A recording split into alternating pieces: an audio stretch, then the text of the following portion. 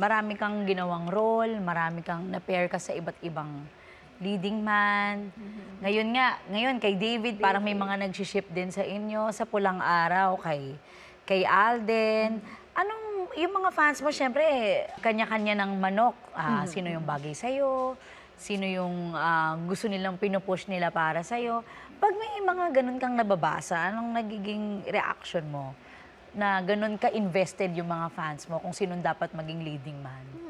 Actually, naiintindihan ko sila. Kasi ako Oo. naging fan din ako eh. Na gusto ko sana sila kasi sanay ako na silang magkasama eh. Tapos na-partner siya sa iba. Tapos nagsaselos ka as a fan. Oo. Ganun talaga, nagsaselos ka as a fan. Ako naman, pero ako naman as a fan, depende sa akin kung paano ako maging fan eh. Ako ba yung fan na susupport? Gusto ko lang yung ako lang. Dapat ako lang yung dapat ako yung nasusunod, dapat yung gusto ko lang yung nasusunod. O ako yung klase ng fan na support ko siya. Kasi fan nga ako eh. To support him, her, kumbaga kung sino man yung i-partner sa kanya. Kasi love mo yung sinusuportahan mo eh.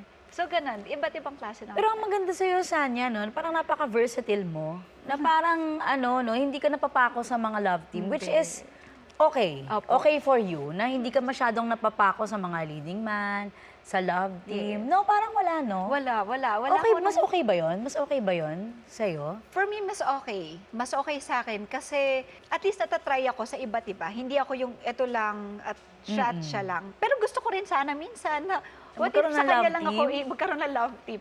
Pinangarap ko din magkaroon ng love team. Try ko kaya magkaroon ng love team. Pero mas nagwo-work talaga ako dun sa lahat na tatry sa akin eh. Oo. Tsaka walang age sa akin. Oo. Mapabata, Si Kuya Gabi, di ba? mapabata, mapa-veteran actors. Di ba? So, yun naman, kung baga ako rin, na-challenge din ako doon. Mas na-challenge nga lang ako doon. So parang naging advantage na rin siya sa'yo. Yes. Na parang yung versatility mo rin as an actor dahil nga wala kang love team. So yung chemistry, every project, Nalalaro ko. nasusubukan. Opo. Yun yung isa sa mga parang sinabi sa akin ng isang director, si Direk L.A.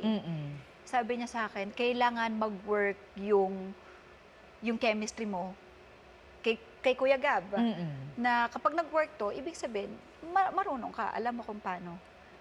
Kailangan makita ko yung magic. May ganun. So, thank you, Direk L.A. for helping me and for challenging me.